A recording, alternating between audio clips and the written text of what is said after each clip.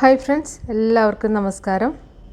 അപ്പോൾ ഇന്ന് ചോറിനൊപ്പം കഴിക്കാൻ പറ്റുന്ന നല്ല സൂപ്പർ ടേസ്റ്റുള്ള നല്ല ഹെൽത്തി ആയിട്ടുള്ളൊരു ചട്നി കേട്ടോ. കറിവേപ്പില ചട്നിയാണ്.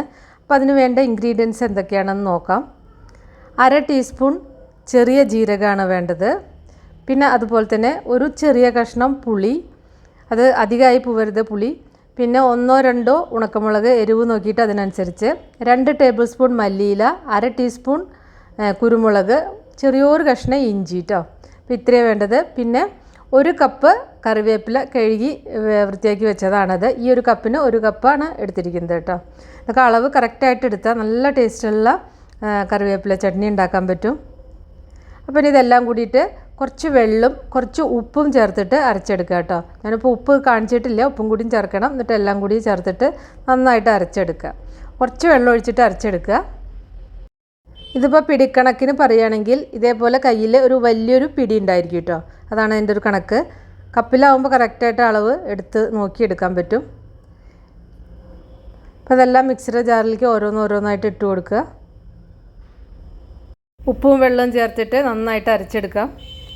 ഇനി ഈ അരച്ച പേസ്റ്റ് ഒന്ന് വഴറ്റിയെടുക്കാം. അതിന് വേണ്ടിയിട്ട് വെളിച്ചെണ്ണ പാനിൽ ഒഴിച്ചിട്ട് ഒന്ന് ചൂടായി വരുമ്പോൾ അതിലേക്ക് ഒരു നുള്ളു കായം ചേർക്കുക കേട്ടോ. കായത്തിൻ്റെ അളവ് കൂടി പോവരുത്. അതുപോലെ തന്നെ വെളിച്ചെണ്ണ തന്നെ വേണം ഇതുണ്ടാക്കാൻ. അപ്പോഴാണ് കറക്റ്റ് ടേസ്റ്റ് കിട്ടുള്ളൂ. ഞാൻ 1 ടേബിൾ സ്പൂൺ കൂടി എണ്ണ അതിലേക്ക് ഒഴിച്ചിട്ടുണ്ടായിരുന്നു കേട്ടോ. എന്നിട്ട് ആ പേസ്റ്റ് ഇതിലേക്ക് ചേർക്കുക. മിക്സിയുടെ ജാറ് കഴുകിയിട്ട് ആ വെള്ളം കൂടി ഇതിലേക്ക് ചേർക്കുക കേട്ടോ.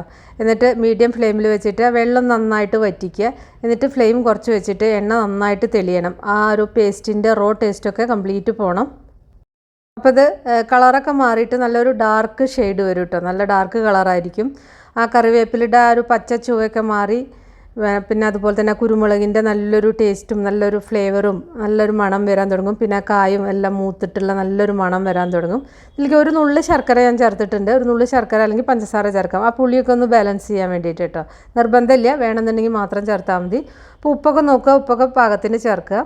ഇത് നല്ല ടേസ്റ്റാണ്. അപ്പോൾ നമുക്ക് ചോറിൻ്റെ കൂടെ കഴിക്കാൻ നല്ല സൂപ്പർ ടേസ്റ്റാണ് കേട്ടോ. അപ്പോൾ നമ്മൾ എപ്പോഴെങ്കിലുമൊക്കെ കറി ഉണ്ടാക്കാൻ മടിയുള്ള ദിവസങ്ങളിലൊക്കെ ചോറും ഇതും മാത്രം മതി. നല്ല ഹെൽത്തി ആയിട്ടുള്ളൊരു ചട്നിയാണ്.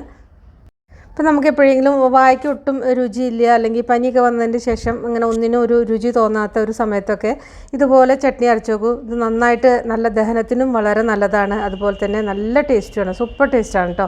ഒരു പ്രാവശ്യങ്ങളിൽ നിങ്ങൾ ഉണ്ടാക്കി നോക്കണേ. ഇതിൻ്റെ ആ ഇൻഗ്രീഡിയൻസ് കറക്റ്റ് ആവണം. സ്പൈസസ് ഒന്നും കൂടി പോകരുത്. അപ്പോൾ അത് കറക്റ്റായിട്ട് ഉണ്ടാക്കിയെടുക്കുക, അത്രേ വേണ്ടൂ. അപ്പോൾ നിങ്ങളെല്ലാവരും ഉണ്ടാക്കി നോക്കിയിട്ട് നിങ്ങളുടെ ഫീഡ്ബാക്കൊക്കെ അറിയിക്കുക. ഇഷ്ടപ്പെട്ടാൽ വീഡിയോ ഒന്ന് ഷെയർ ചെയ്യണേ. അപ്പം നമുക്ക് വേറെ ഈസി റെസിപ്പി വീണ്ടും കാണാം. താങ്ക്